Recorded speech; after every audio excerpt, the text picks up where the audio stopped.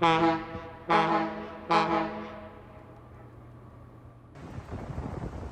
Tom.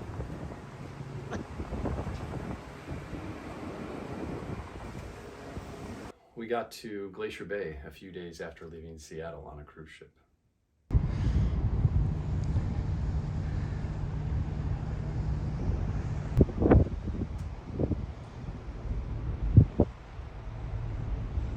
We marveled at the snow-capped mountains, the natural wildlife, and the icy ocean.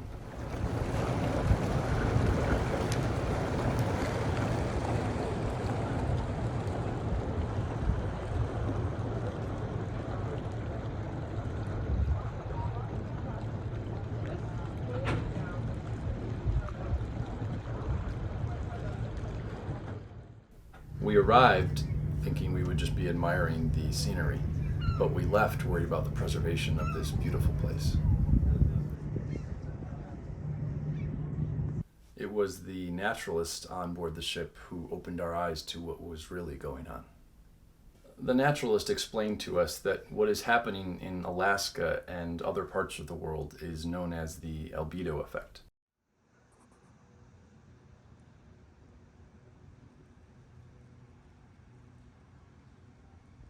Albedo is a surface's ability to reflect sunlight.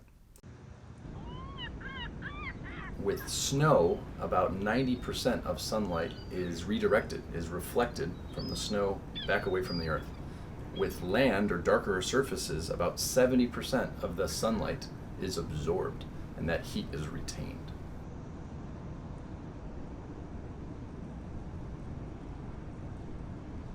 Since 1970, we've had about a 2% reduction of the snow around the size of Nebraska that's been reduced from the Earth's surface. If the albedo effect is allowed to continue unchecked, essentially what happens is there's more warmth on the surface of the Earth, and we see what we're seeing, slowly increasing global temperatures, which exacerbate the climate change that we're seeing now in indisputable ways.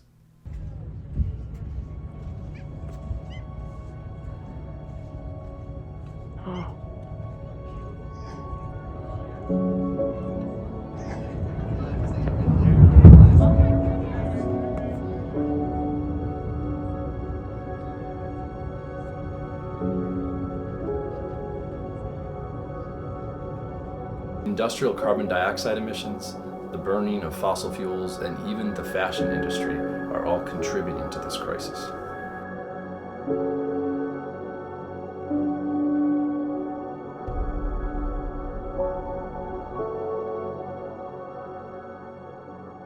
So the next thing we did was to get on a small plane so that we could more closely observe these retreating glaciers.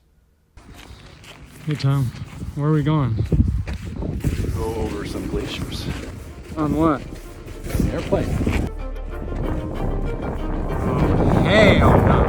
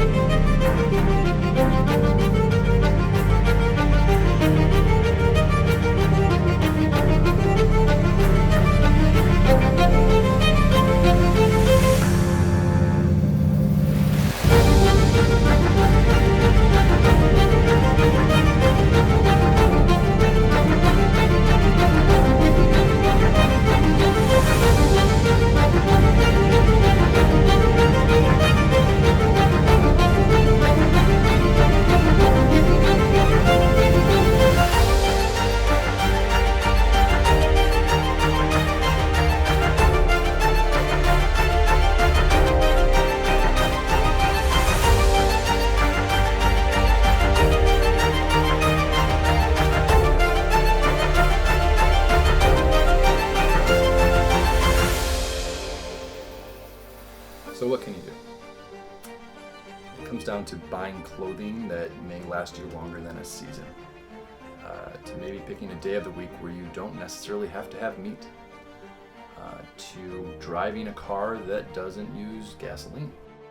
These are some of the changes that if enough people start to do these things, we're going to have a large enough effect where we can start to reverse the negative impact that we're having on the climate.